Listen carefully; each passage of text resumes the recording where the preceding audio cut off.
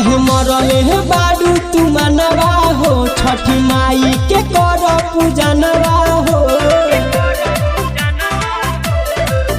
काहे मरले हे बाडू तू मनवा हो छठी माई के कर पूजनवा हो अखिया में लोर जानी भर भौजी अखिया में लोर जानी भर भौजी छठी माई दिहे लालनवा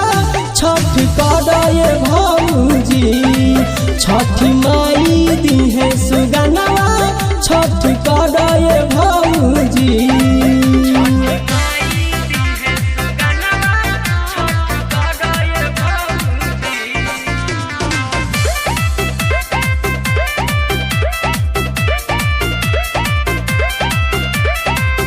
गंगा जी के पानिया में कल से बड़ खाड़ हो तोहरा पछठी मैया करी है विचार हो ए भौजी गंगा जी के पानिया में कल से बड़ खाड़ हो तोहरा पछठी मैया करी है विचार हो महनवा के थोड़ जानी कर भौजी मानवा के थोड़ जानी कर भौजी छठी माई दिहे लालनवा छठ करे भौजी छठी माई दिहे सुगनवा छठ करे भौजी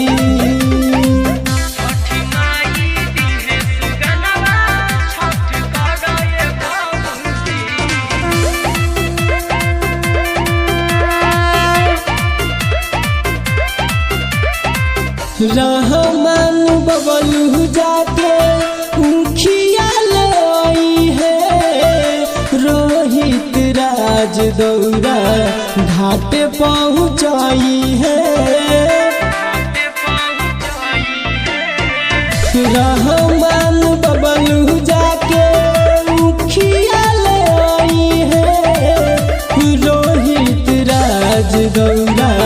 घाट पहुँचाई है 24 कोसियों सो भर भौजी